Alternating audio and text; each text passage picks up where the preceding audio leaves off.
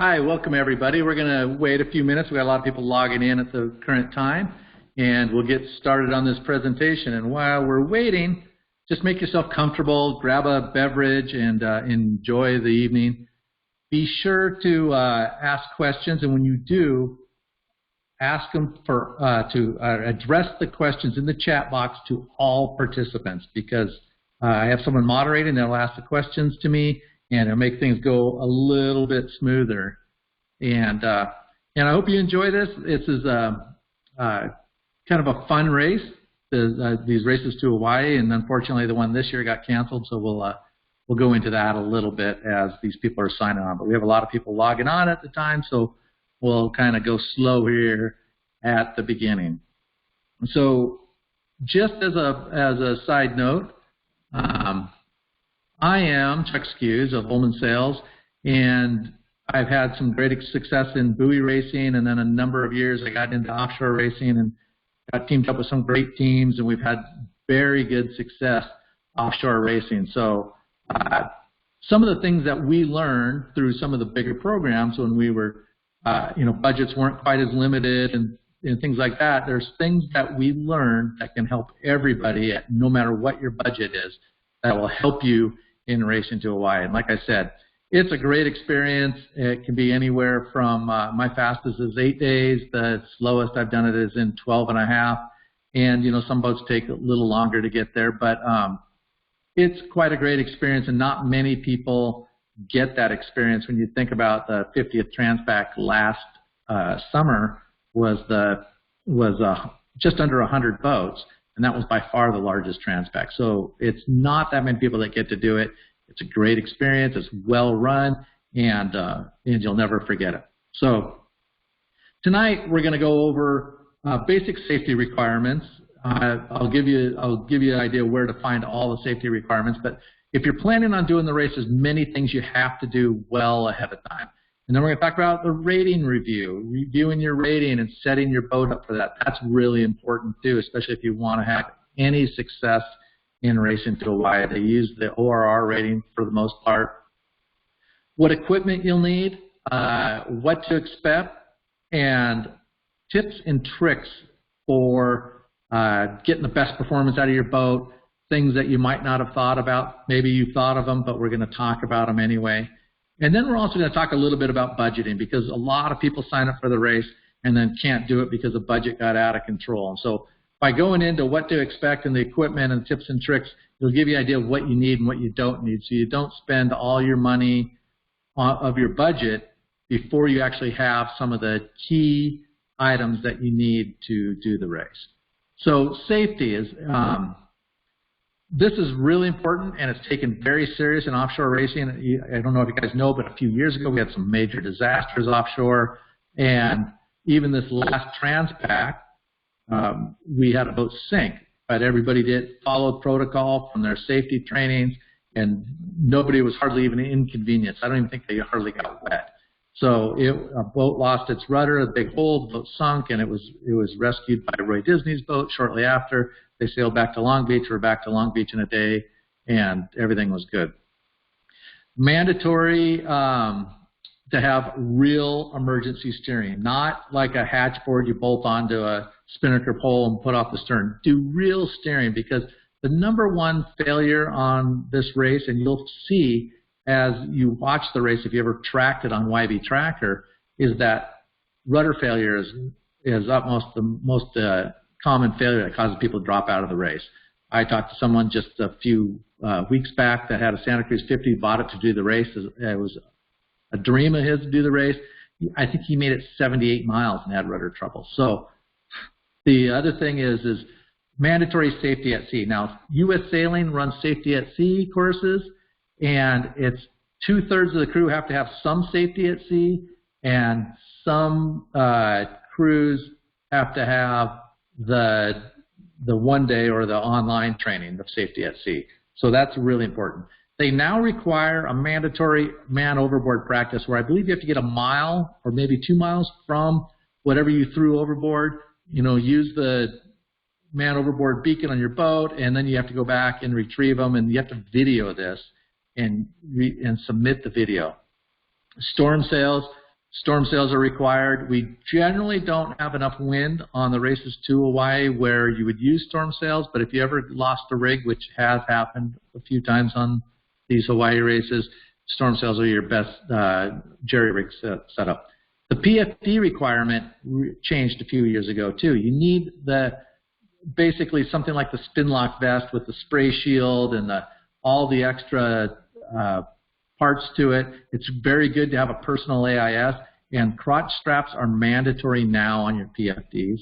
Your harness, those are really key. All this stuff gets inspected after the race, so it's really important that you have it and you know how to use it and have a spare. Life raft, it has to be certified, and that's a big ticket item. It's a big ticket item to buy it. It's a pretty big ticket item to have it serviced. So those are things that you want to think about as you go along, and they're all part of your safety. You have to have medical supplies and a trained medical crew. Now, there's some medical training that you can go through U.S. Sailing and affiliates that will get you the certification to be the medical trained. But if you have a good friend that's a doctor, I luckily have been on both sides. We've had very good doctors on board. And then you also want to have spare equipment for the charging system, for the winch parts, halyards.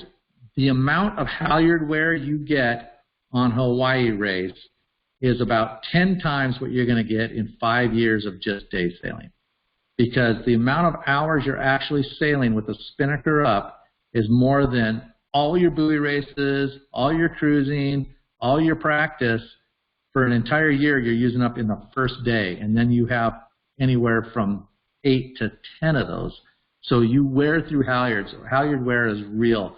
Having a nice halyard lock system is something we'll talk about a little bit too. Now, ORR is the primary rating that they use for offshore racing. It's offshore racing rule, is what ORR stands for. It's important that you don't just go blindly and submit your boat without prepping things or possibly running a trial certificate. So we kind of have a little system. You usually get a naval architect, run a trial certificate, make the suggested modifications that these naval architects that offer, submit it for your rating. If you're not happy, run another certificate, test certificate, and see what happens. The test certificates, they're allowed to do just a couple of them, and what they do is they say, okay, if I raise my spinnaker area by 15%, what would my rating be? And you've got to, and then the naval architect will say, well, your boat can't go as fast as they say your rating is now, so they don't suggest it, so you don't take that hit and that penalty all the way to Hawaii. It's a little bit of a game, but it's worth taking a little bit of time to do this. And they can also help you with your emergency rudder setup. They can help you make sure the boat's structurally sound. And they generally show up when you do the rating. The way the boats are measured for the rating is they do a stability test. They put weights out the end of poles and they heel it over and measure how much it heeled with a certain amount of weight out there. That gives them a stability rating, and that's a big part of what goes in to calculate your rating. So sailing offshore is now more of a science than ever. And I mean that by, in the old days when we used to race to Hawaii, you know, we used a sextant and dead reckoning, and we found Hawaii, and the big trick was finding Hawaii, the shortest path to Hawaii. Well, now you're looking at a chart plotter. It shows you a picture of Hawaii. You're not going to get lost getting to Hawaii. If that goes down, your cell phone can get you to Hawaii. We all have these amazing electronics that can get us to Hawaii. So where the races really become important is in weather routing. And so we use, on most of the boats I sail, we use Expedition software. We have onboard computer with a backup in case it gets wet. Sometimes the racing's pretty wet. We have Wi-Fi off into a portable touch screen that we can use on deck, because when you're in the middle of the night and you get these squalls and you get these big shifts, you need to know whether they're enough to jibe on or they're not enough to jibe on, and that information needs to be readily available rather than trying to transfer that information by having someone run downstairs when you're in a big squall. Satellite phone and internet is a must. You have to have sail mail style email service to get your grid files. And your grid files is, I can't remember what the actual definition is, but they're graphic interfaces that come into your routing software and will help you along the way. And by the way, on the chat group, we have Bruce Cooper on board and a couple of the Ullman sales team members, and they'll be answering questions as well for us as we go along. And Bruce Cooper has a bazillion of these races on him. I'm not going to mention his age, but it's close to his age. So you need to also be able to read the YB tracker files. Now, Expedition has an interface where you just click on it, automatically imports the YB tracker, which is everyone in your class. It's where they were 4 hours earlier and where you were 4 hours earlier, so you can see the gains and losses against your competition as you go. Not that you can just transport yourself to where your competition is, but as you're sailing there and somebody's gaining big on you at 10 miles to south, you know that you need to start working a couple degrees more towards that angle than where you currently are, or vice versa. Or if somebody behind you is gaining big, you know that breeze might be coming, or if there's wind ahead of you. So it's really good to know where everybody is. It's also good as a safety thing. If someone's close to you, you know they're close to you, so you don't get in a near collision in the middle of the night. So you need to spend some time building polars and sail crossover charts. Now, the sail crossover charts are super important in the fact that you want to always have the fastest sail up at all times, day or night. So spend time and use Expedition or a similar type of routing software, something that analyzes your speed, and check the performance data and see if you are faster in 12 knots with your A2 versus your A1.5, or at 90 degrees true wind angle, is your code zero really faster than your jib top? Find those out, and then you constantly update this. The amount of times that this particular file, this was for the Alchemy, the Andrews 68, the amount of times I updated this and how many of these I built is off the charts. I built them for every sail that combination that we might have, because we might not bring the blast reacher and we might bring the blast reacher. We might not bring the jib top. You know, there's all these different ones. So I had sail crossover charts, and we had 2 copies of each of them, and one was laminated and out in the cockpit, and we lived and died by these because we knew that the boat was faster. There was never guesswork at whether we had the right sail up.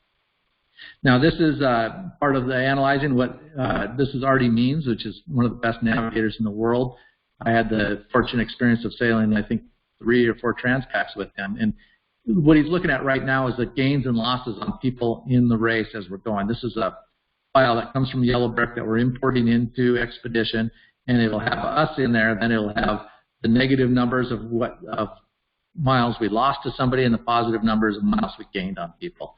And we would do this as often as we could just to get the data. And then the Expedition file gives you routing. These black lines you see are the same time. So like if the little jagged line you see running through with the little red wind arrows on it, that finds the biggest part of that curve towards Hawaii.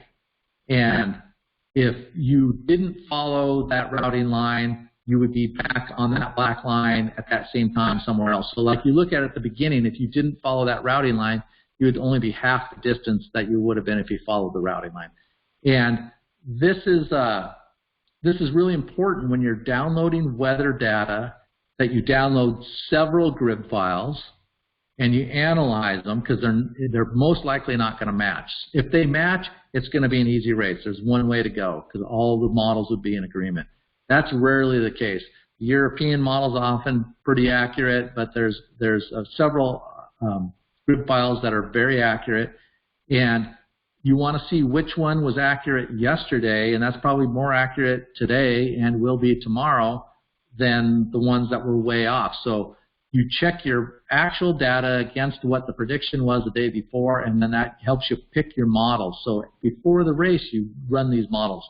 We run these models daily running up to the race, and Artie would email us these files, and we'd be going through them. We'd have a little conference call and talk about the sail selection and all that. So having really good data and a way to control the data is utmost important when you're racing to Hawaii.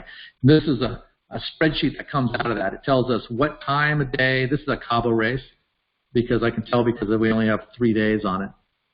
It shows us what the true wind speed is, what the true wind angle is, what we're sailing, It even tells us what sails we need because we log, every time we sail, we log what sail we have up, and it tells us when we analyze the data what sail was better, and that's how we build those sail crossovers. And then we know before the race whether we're going to need one sail or the other. So this is all stuff that you can do days before the race, and once you've invested in the software, it's just time. And you need a dedicated person that really understands computers and understands analyzing this data, just studying it nonstop. We also run strip charts, and this is on the same program. It tells you the wind speed, the true wind direction, the true wind angle, the apparent wind angle, and we'll also give percentage of polar speed so you can see who's the better driver and you know who should be on in the more tricky conditions. That's something that we really analyzed. And you can click time periods and get all that data, and you'll have the highest number, the lowest number, and then that middle one's the average. Now, you also need to keep the boat as light as possible. Weight is so important no matter what the boat is because most of it's downwind sailing. Now, the first couple of days, the weight doesn't hurt you because for the most part, on most of them, most of these races to Hawaii, at least on Transpac and first day of Pacific Cup, first 24 hours of Pacific Cup, and then Vic Maui, you're going to be beating out the straits and even going close haul as you head down the coast. So you can stand to be a little bit more weight there, so having real food at that point isn't a big deal. But you can see this is a 70-foot boat, and we had it light. We had it super light as you can have it. So everything that goes on the boat should be thought about. Is there a lighter way to do it? Is the packaging heavier? Is there a better place to store it? And so forth. So what to expect when you're racing to Hawaii? A lot of people just think, oh, it's put the spinnaker up and we go. But it's not.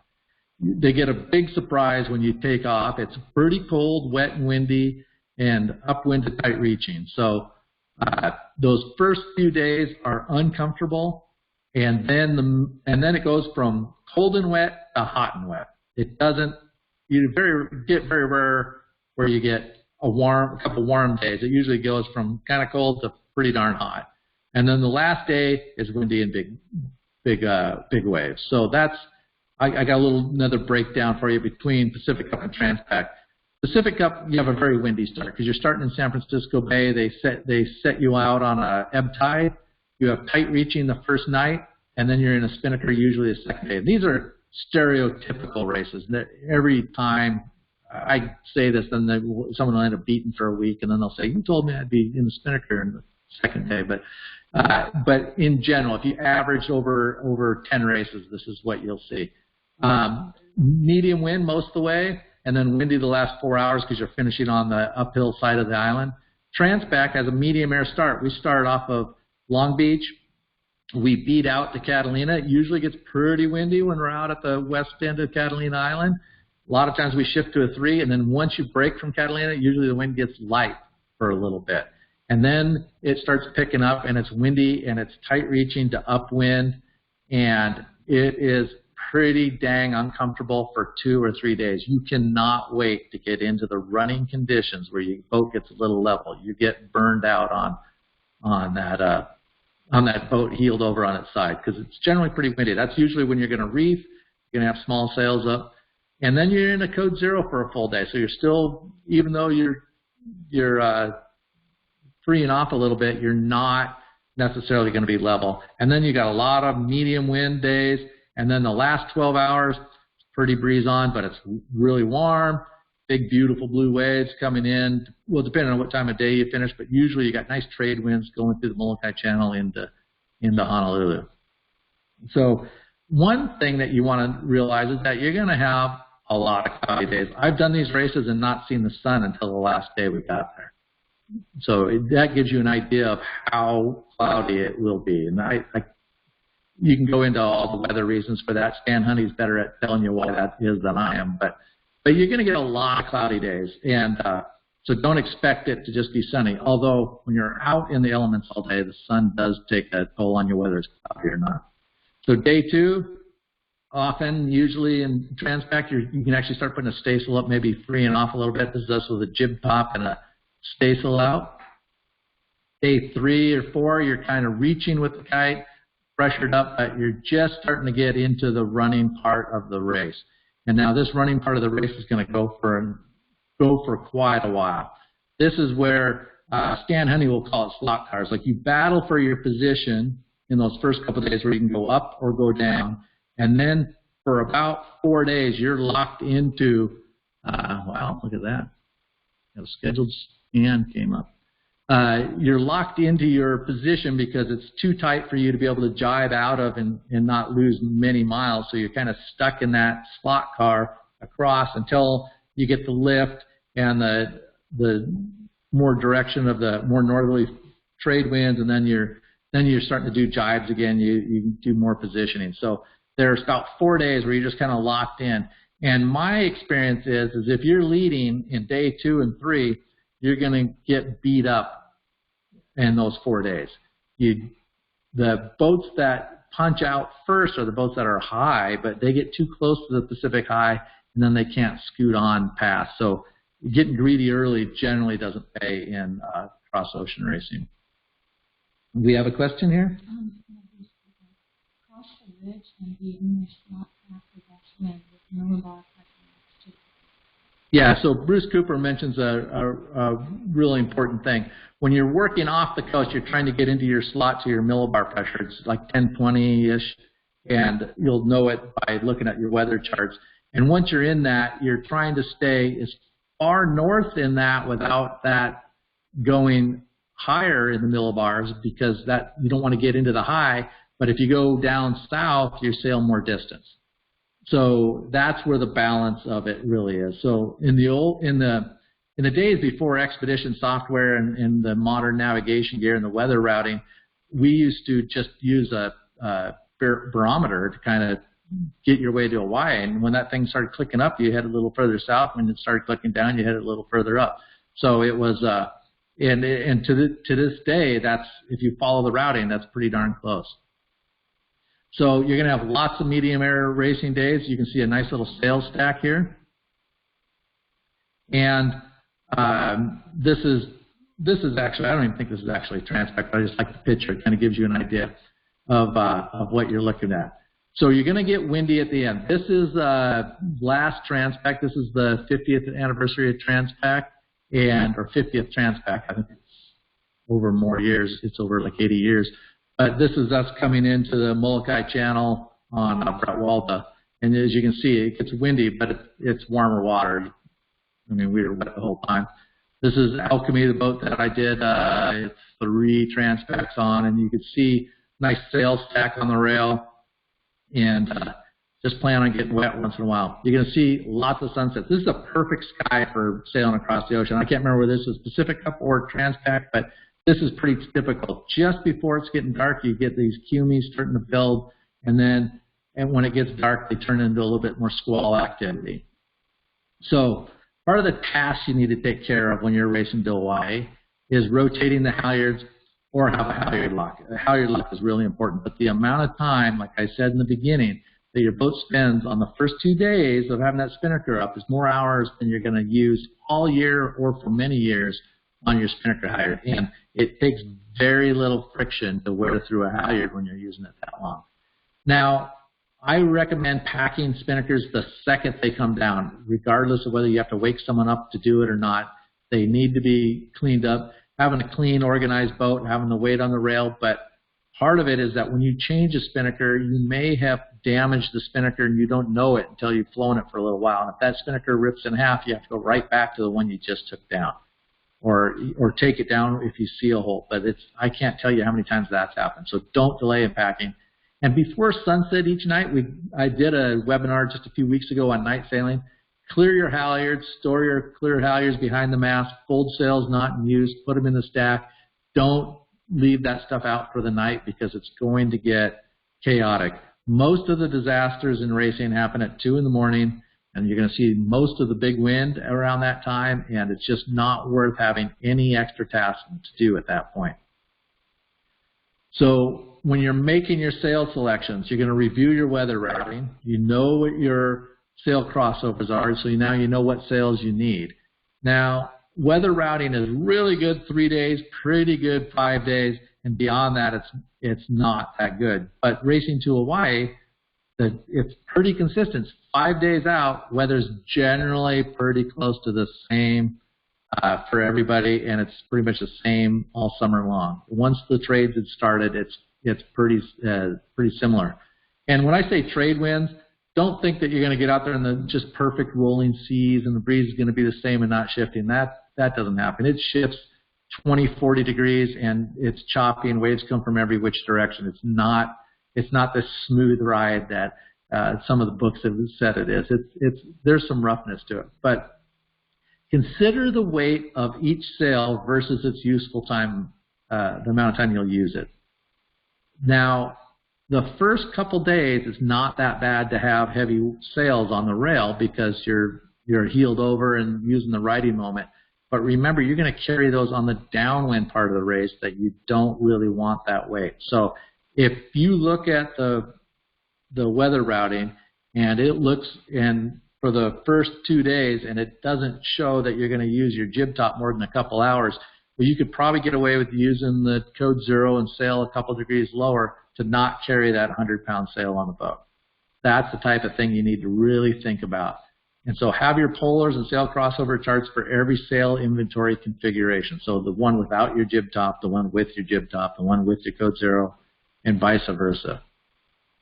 So part of winning offshore and having a very competitive program, I like how I wrote win rather than just be competitive, but that's the way I am. So watch schedule. Rotate 1 to 2 people at a time. Don't do a full lineup change because you never want to have someone hop out of a bunk and hop on a wheel, especially when it's a windy condition and what I call blackout conditions.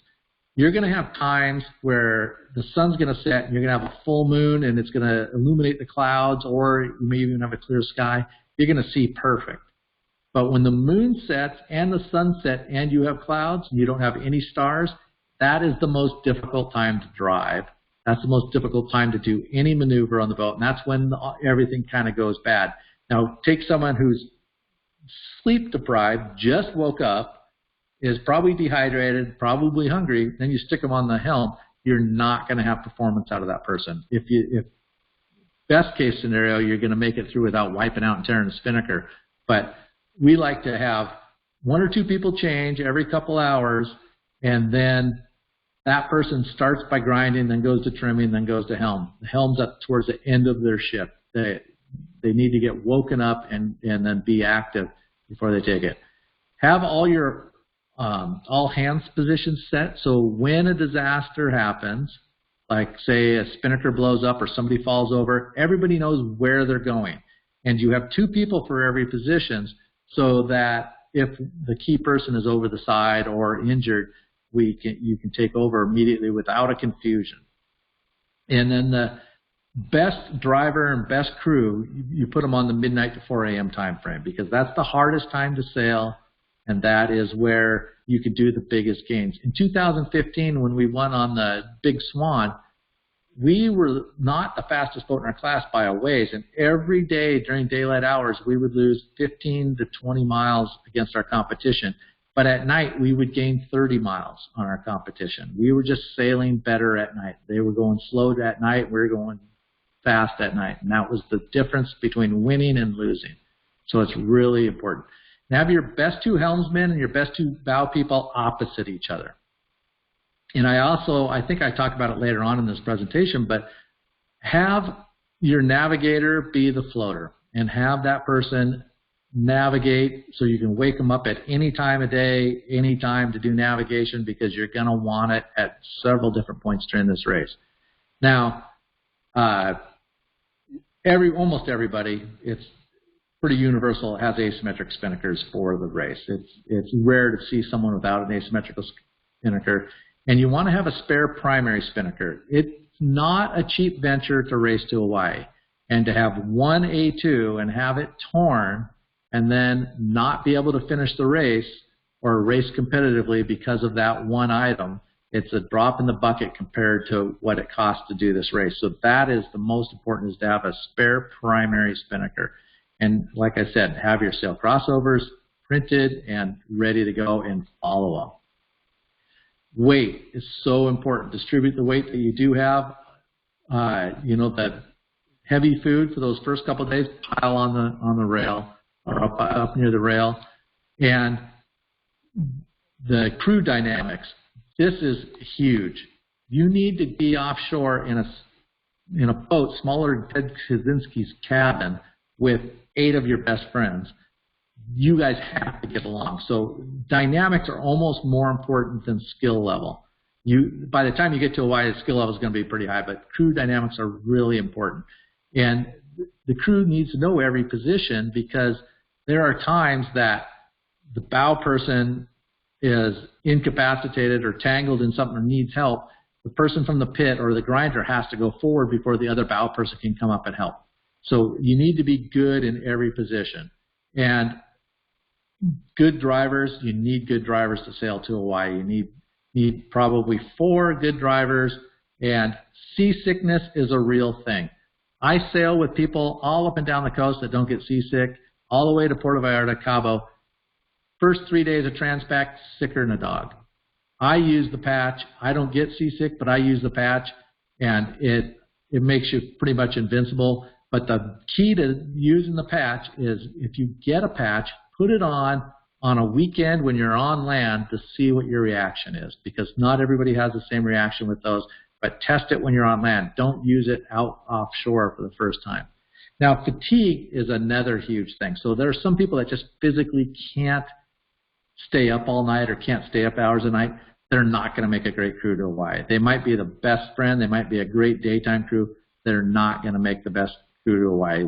Fatigue is a real issue. So night sailing, practice it. It's the hardest thing, and it's going to do the most benefit for you when you're racing over to Hawaii. So provisioning. Most boats over-provision. I can't tell you how many times I've been on a boat and we finished with 100 or 200 pounds of food. Don't go to Costco and load up. Write it out. And the first 24 to 48 hours, the crew's going to eat about a quarter of what you think they are. We've done where we backed up with sandwiches for lunch and dinner for the first day. We've had those 3 days into the race. They literally eat much less. People are seasick. They're a little excited. It's cold. You don't eat as much when it's cold. And have dehydrated food for backup and possibly several meals. If you're planning, if it's going to take you 12 days to get to Hawaii, have 2 days of dehydrated food in with your menu so that you're taking the heavy stuff out and eat your heavy stuff first. Like I said, don't provision at Costco. There's very little that they're going to sell that comes in the quantities that you want on the boat. You just don't need that much volume. I've never gotten to Hawaii when I'm 100% out of anything to eat. I've never gotten to Puerto Vallarta or Cabo with any of that. We always have enough food at the end of the race. So just think about what you eat on a daily basis. You don't necessarily eat 3 full meals, so don't have 3 full meals for 8 people all the way to Hawaii. Make a menu for the dinners. The lunches can kind of be, whatever's there as the backups. But make a menu for the dinners and don't carry anything more than that for those dinners. And you'll find that you don't eat all the dinner. That's lunch for some people for the next day, or midnight snack or whatever. But like I said, the biggest problem is over-provisioning, and that weight and space is really key to have available to you. And bread only lasts about 5 days. Once it gets warm, that stuff molds. It steams up and molds. And so you don't really want bread for past 5 days into it. You can do tortillas, but like I said, I recommend some of the dehydrated food. I wouldn't do dehydrated. I mean, I've done dehydrated all the way across, but that's a little extreme. But I wouldn't recommend bread for anything past 5 days. Real food for the first day is okay because the weight doesn't hurt. You can have it on the weather side of the boat, and it's a great keeps your energy up a little bit more, and you can eat more of it than you can of the dehydrated food. So navigator, number one person that you should be looking for when you want to sail to Hawaii. This is a busy job, and it's a job that takes a lot of prep work. It takes a lot of education and a lot of time. It can be a full-time. It needs to be a full-time position. That person should probably be the floater. needs to be 100% proficient at the software before you leave, and needs to be able to download all the yellow brick tracking information as well as the crib files. Now, this is what our boat looks like beforehand when we're looking at the last weather and making sure everything's packed right and ready to go. So we stack sails. The sails don't live down below. They're constantly hiking for us. Now, this is a sail stacking, but this was a better sail stacking. We made big, long bags that had Velcro closures that you could open. You could write on the bag what sail was where so that you could find it, and it kept it as a solid unit, and that way you don't lose the sails over the side as easy.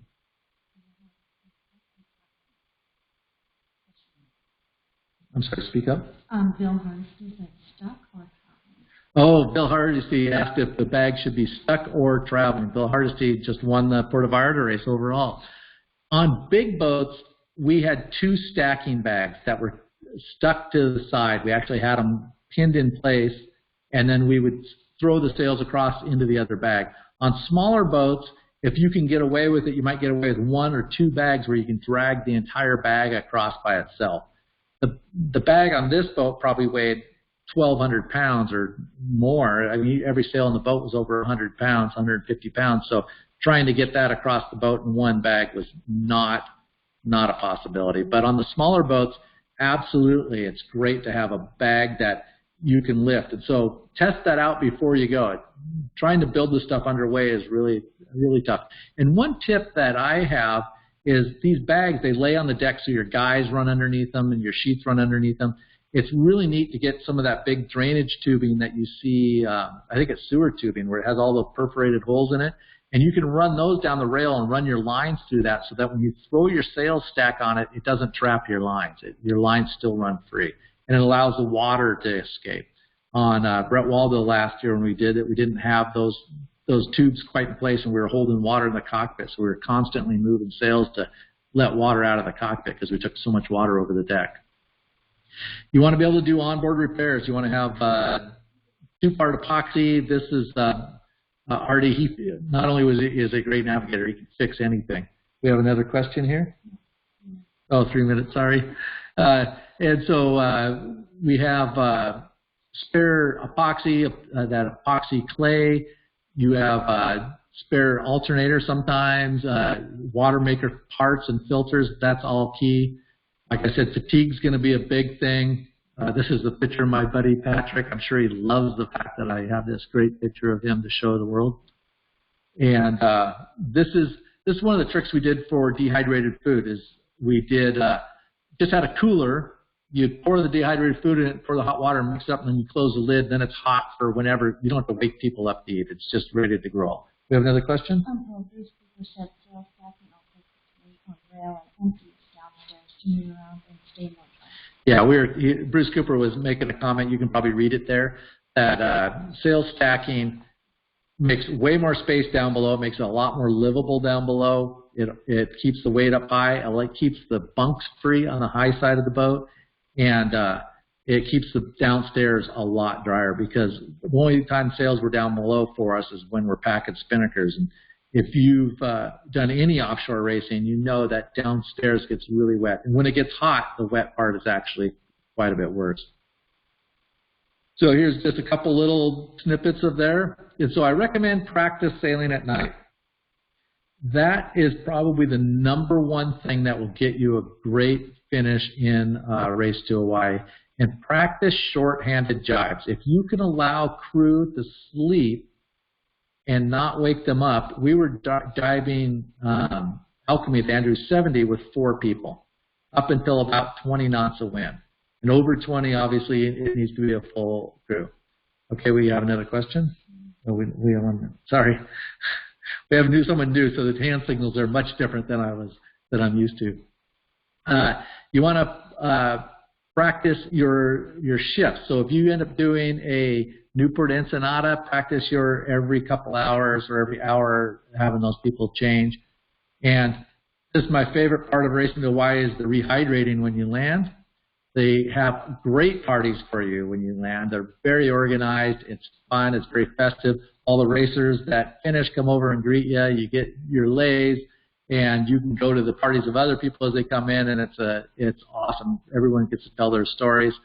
And if you're lucky enough, you get some trophies. There's RD, there's Jay, Brad, stuff. So budgeting, we're going to go over this really quick.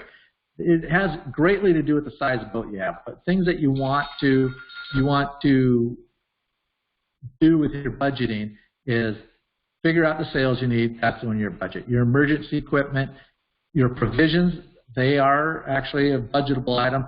Your delivery back from Hawaii, it's going to cost you to have a captain in the neighborhood of $12,000 to $15,000 to have your boat brought back. So think about that, and the chance that you have broken gear is high. So think about that when you're budgeting for this, to know whether you even start the process, because there's nothing worse than starting the process and bleeding your account and then realizing you can't do the rest. So anyway, we're about out of time, and we have time if anybody has questions. I think Bruce got most of the questions on there, and I hope you guys all have a great evening. I would like to get back out sailing as soon as possible, and I'm convinced small crew. There we go. Bill mentioned he wants to get out sailing as soon as possible because we're in complete lockdown here, just about on the entire West Coast, definitely in San Diego. And having a small crew is going to get you out there. There's a little bit of talk that we may get out there in the next week, and if we don't abuse it, maybe we get to keep it. So everybody have a great beverage on me, and let's go out and think about sailing. Thursday night's webinar is going to be a chalk talk on lured gates, on when they set up 2 lured marks, how to determine the best one, what's the best way to get around them. There's a couple of tips and techniques that we'll do, and feel free to come up with pre-questions for that and get on there, but it'll be the same link, and we will do it Thursday night at 6 p.m. Thank you, everyone, for joining, and this recorded version will be available later tomorrow.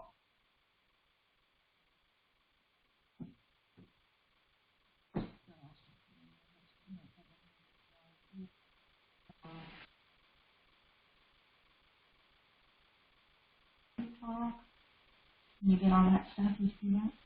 Not yet.